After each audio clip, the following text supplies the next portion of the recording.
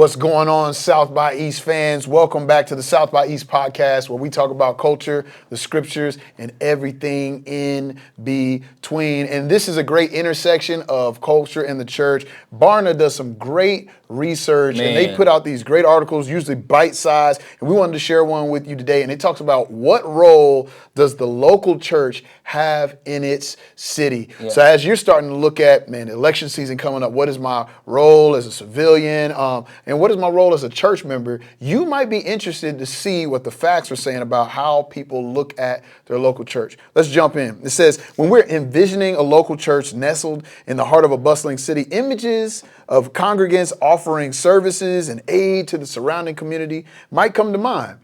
But recent Barna research shows that except for one major area of concern, adults living in metro areas don't actually see the church as responsible for addressing community issues. John, why is that?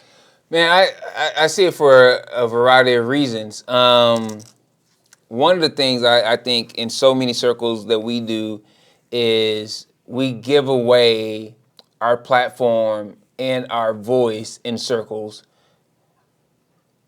without knowing so. We think we're doing is alleviating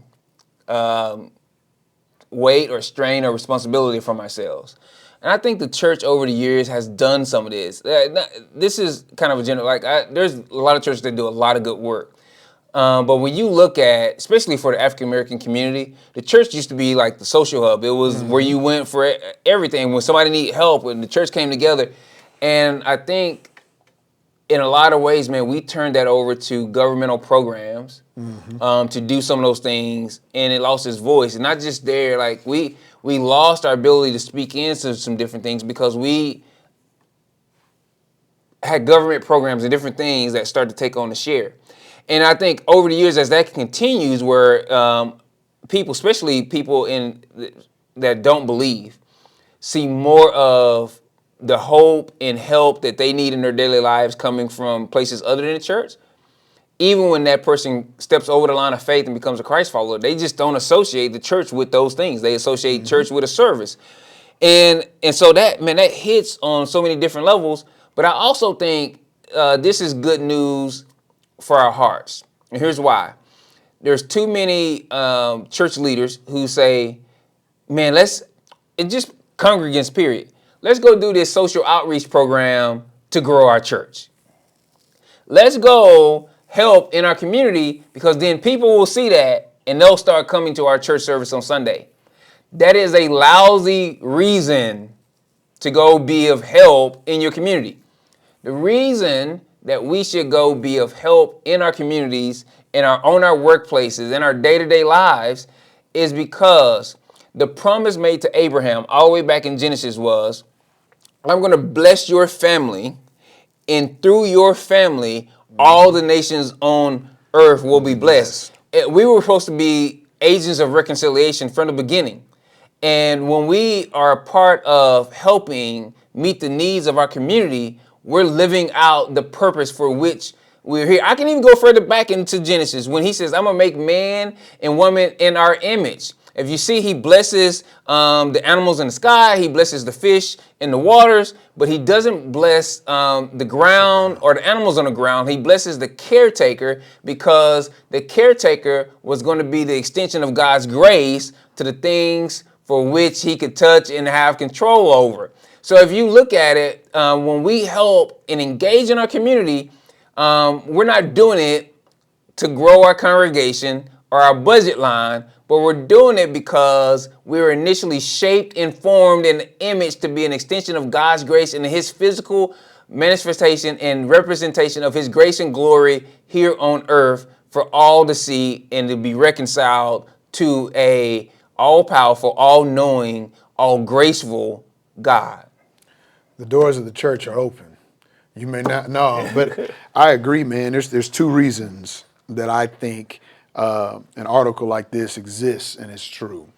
One is because when it says most people don't see the church as having this responsibility towards the social welfare of those around them, I think most people don't feel that way because we don't feel that way. I think that we often, as the church, see it as a social issue or a social responsibility. And some of us will even sit in the church knowing that we're active in this space, and in our minds, we separate it from the act of being the church. And the second reason I think that we as the church aren't seen as an agent of change in this way is because we're distracted. And I want to share a little more on that a little later. Yeah. But I want to move forward just a little bit in the article. This next section says, of the many issues that churches could address in the city, church and unchurched agree on loneliness. It says, while Metro residents see much of the good work done by local churches, they don't feel that churches solely or even primarily carry the burden of helping their communities. The church is just seen as one piece of the puzzle. It says that respondents expect a lot more from other institutions, and they feel like they should be carrying the heavy lifting, like their city council members, their mayor, community residents, community groups, as entities. They should be doing the bulk of the work.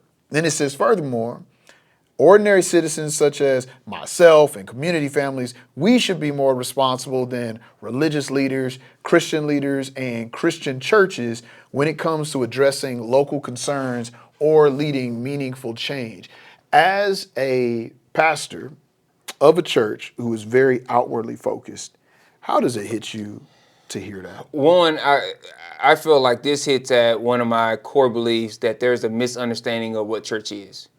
I lead Fellowship Hi-Crest. It's a church in an under-resourced community in Topeka, Kansas. Yep. And one of the things we say, when we say church, we don't mean an event or a place, but a group of people whose lives center around both gospel and community. And one of the things I think that last paragraph you read wouldn't be there if people understood that they are the church. And that's so important. Yes, church is a place. Yes, church services do happen, but it goes beyond that. And so when I look at that, if you recognize, if you said that everyone is a minister and everywhere is a ministry, then they would see that the work that city council members and the mayor and the community residents and community groups are doing is the church actually doing the work. That's ministry.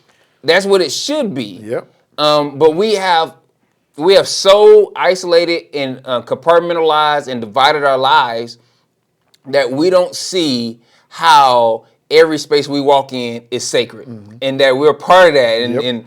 And so I think that's so important when you recognize that doing ministry and being the church is not about just a service. Hear what I just said. Just a service. You need to belong to a local body. And you should gather, because we see that in the scriptures. And you should do more than that, because we see that also in the scriptures. Man, this reminds me, I was a part of a ministry once, did ministry with kids. There was a situation, a fight broke out. I was a volunteer, and there was paid staff there. So I was watching to see how they'd handle it. I wanted to make sure I was in tow. I didn't sign no waivers. I'm like, I don't know if I can go touch people's kids. This fight breaks out, and I'm watching this kid get stomped out. And I'm like, yo, I'm going to do something. So I go break up the fight, get it. I was like, man, what the heck? I thought these other adults were going to do something. And I stood next to one of the adults, and they were like, man, I'm so excited because that kid is going to come to know Jesus Christ. And I said, how, fam? How?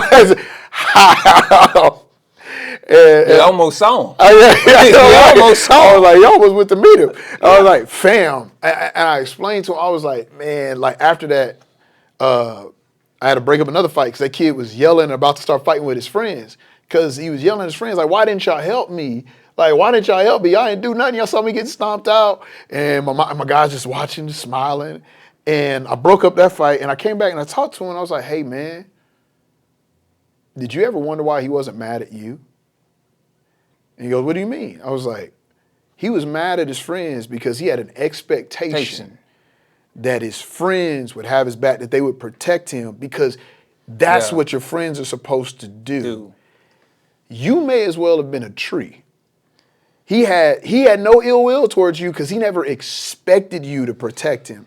And that as a church, it should bother us that people don't see us as someone who would protect, as someone who should be bringing thriving into the community, as someone who should be doing justice, as an entity that should be righting wrongs. Because if they don't believe that we'll protect them, they don't feel like they have anything to learn really from us either. And that takes it to the second point I had about that, is just because someone is a part of your outreach event or program doesn't mean that they actually see you as a friend and a partner in their community. It just means you have this resource that they can access.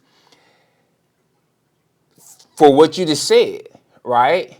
Because here's the deal. I remember when I first started planting the first church I was a part of down in Freeport, Texas, that I was going to plant.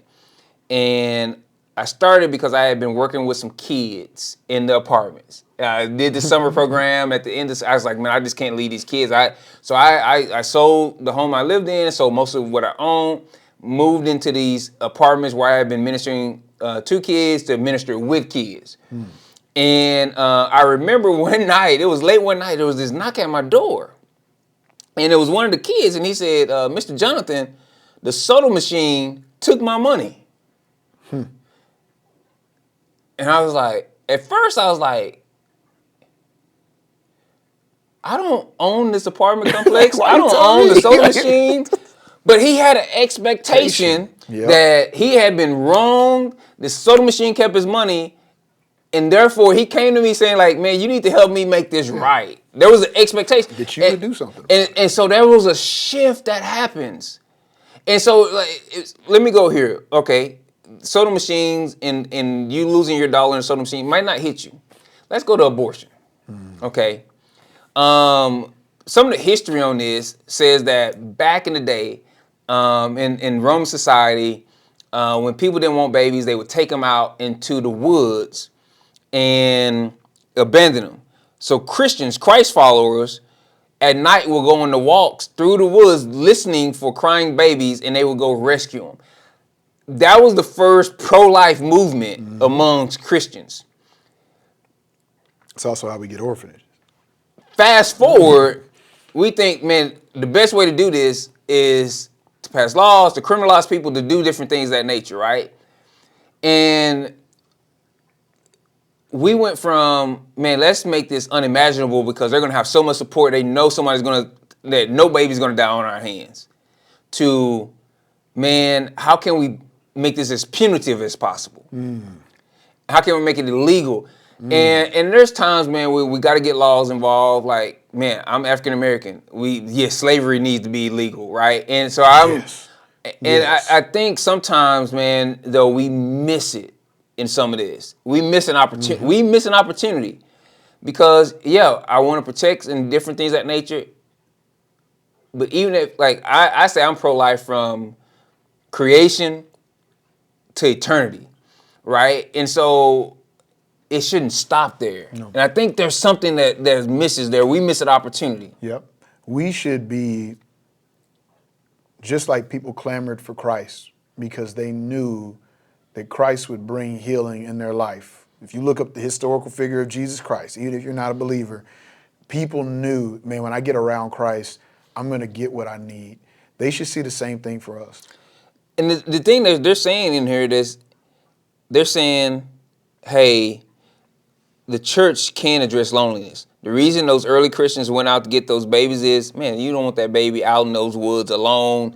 And in the same reason why we should be thinking about how we approach abortion modern day is because we don't want that mother and that father to go through whatever they're going through in their ordeal alone. And so we should wrap ourselves around them and over and under them and bring them back into the fabric as they walk through whatever situation. And I believe that is going to get us closer to where we want to be. Yep.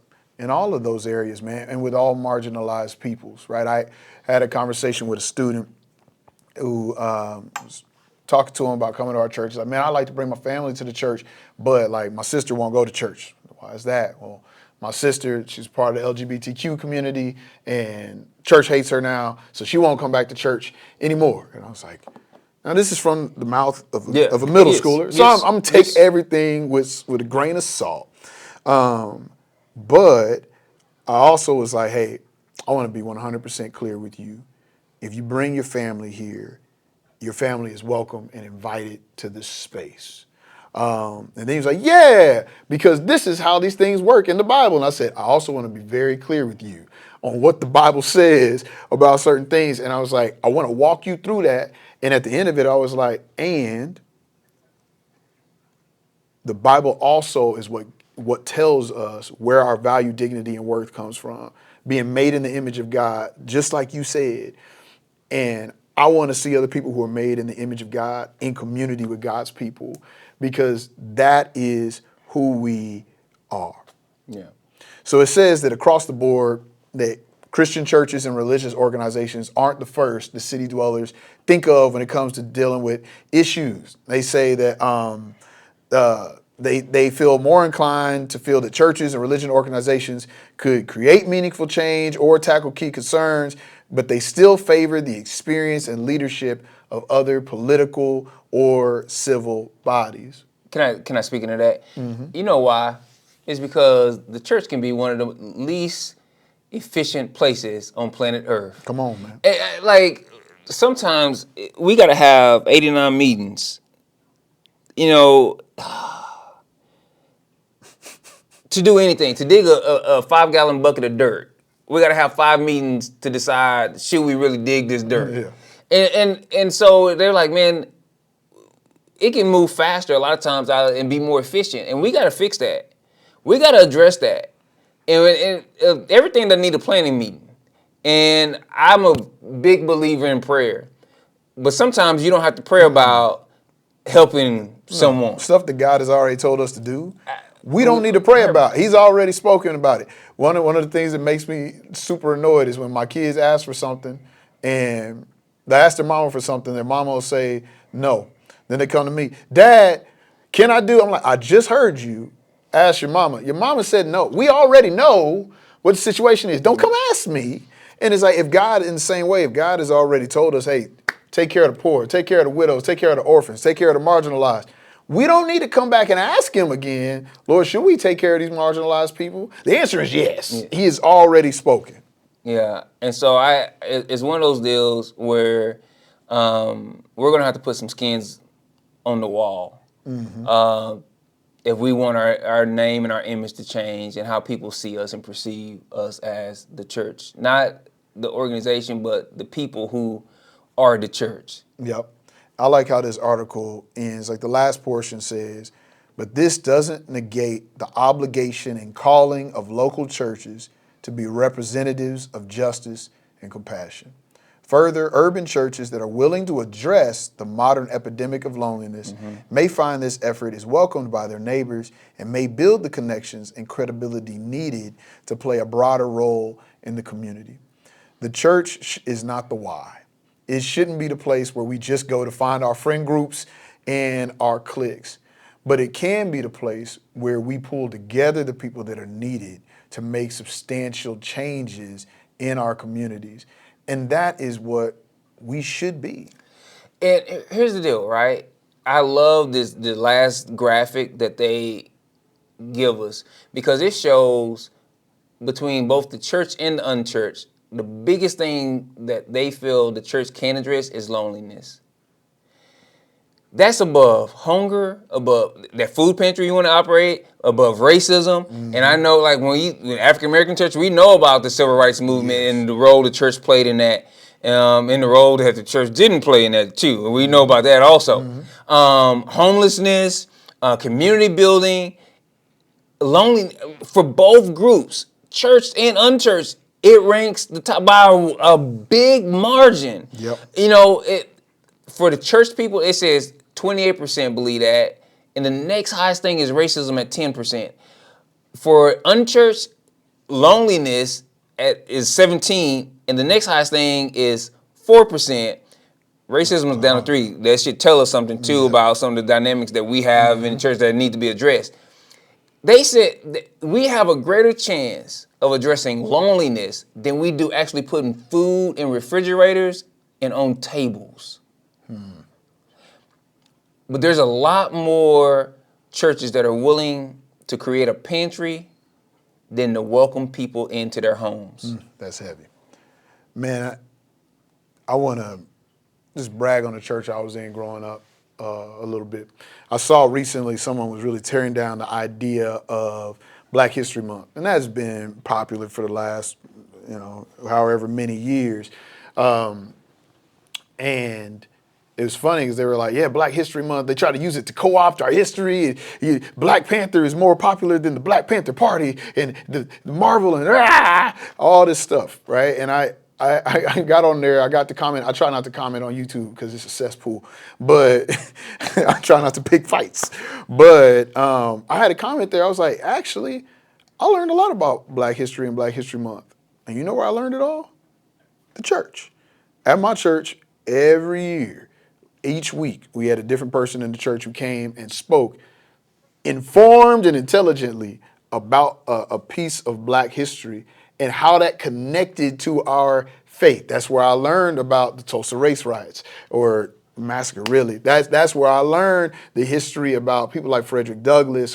That's where I learned about the history of music and how almost all of our Western instruments came from African drums and were a part of the slave trade. I learned all of that at church because the church that I was at was an institution. And the things that we find most important in our lives should be what we bring into our churches, and they should be where we give birth to things that help transform the world around us. I was a broke kid fresh out of college, and my first day at work, someone invited me to church. I went to a Bible study, New Hope Missionary Baptist Church in a little town called Clute, Texas. My first time there, I went to Bible study. I went back on a Sunday, and they asked me if I had any family in the community. I said no. They said, well, you see that family right there, Deacon Brooks? That's going to be the family you eat lunch with every Sunday. I mean, open carte blanche, just to walk into the house, like didn't have to knock on the door. That's what I learned from Deacon Lacey and Deacon Brooks. I learned about being a good husband and father. I learned just about budgeting money and looking at money different from them. When somebody in the church had a family member who died, we would load up the church van and drive out of state. When there was a new intern, a group of interns started at the chemical plants every semester, everybody knew our first job was to invite them to be a part and to get them family and to let them serve in the different areas of ministry, singing in the choir, playing instruments, whatever, ushering while they were there. And then when they graduated from college, we would load up a van again and drive to it. When I announced my calling in the ministry, man, it started that, like, I was a part of a group of guys in ministry who we would go fishing together on a regular basis. We would do things and hang out. We would watch games together. That was just a part of our normal rhythm, like doing life deeply. And so although I was a single guy with no family in the area, I had tons of family in the area. Right. When I had surgeries, they're the ones who took me. They're the ones who took care of me after surgery. They're the ones who helped me recover and everything else. When medical things happen, that help meet needs in all kind of ways. And so I've seen this lived out. It is possible. That church will never be one that you look to that has 18 books written about it. It is not one. It's not a mega church. Man, they're in a little town called Clute, Texas. and they're doing the thing, and they love people deeply. Every Father's Day we had a crawfish boil. In August time frame, we would have like a fish fry and picnic. We always did these incredible things of just building community together. So I want you to know, no matter what size church you're at, this is possible. It is not about how much you bring in budget line to say this is possible. We can move the needle. Yeah. And I believe if we get this loneliness thing right, it will go a long way to solve a lot of our other ills that we have as a society. Yeah. It's important for us to remember faith without works is dead. And so we need to put our money where we say our Bibles are. We need to put our faith into action. Yeah. And if you're a part of a faith community, you don't have to go back and rag on your church, because we didn't rag on our churches. That's not what we did here. But if you want to see a change, if you're in a church and you're like, man, we're not as active as we should be, start. Go talk to the leadership in your church, and do it. I'm gonna push back on getting that one. No, don't go talk to the leadership of your church. You be the change. But I want to give clarity. I want to give clarity. This is what I mean by that. No, I want to give clarity. The leadership of your church is there for a reason. You should respect the boundaries set in place by the leadership of your church. What I mean is, don't go starting ministries within your church against the leadership's approval. That's why I mean go talk to the leadership of your church. But when I say go talk to the leadership of your church, I mean let them know what God has placed on your heart to do, what you have already planned to do, and invite others from your church to do it with you. And you don't have to start a program or a formal ministry to do that. Nope, you don't. Inviting people into your house, building relationships with people, doing life with people is not something that you have to be ordained to do. Nope. Because you have already been commissioned to do it by Jesus Christ. That's right. And if you're not a part of a faith community, man, we want to invite you. Yeah. We want to invite you to try it out, man. If you're here in the Topeka area, we'd love to see you come by Fellowship Hi-Crest. We got one service, 11 a.m. We usually out by 12:10 on a Sunday morning. But one last thing, I want to put a disclaimer in there. Please, please, please do not take something like this discussion and use it to weaponize against the leadership of your church. That is not what we're condoning. That is not what we're condoning at all. Yes. We're asking each of us to take a look at ourselves and our lives to examine what God is calling us to do. Yeah, that's right, man. So, hey, comment, like, subscribe, share this with somebody, man, if you think it would be a great way to start a conversation, not to end an argument. And we'll see you next time in the intersection.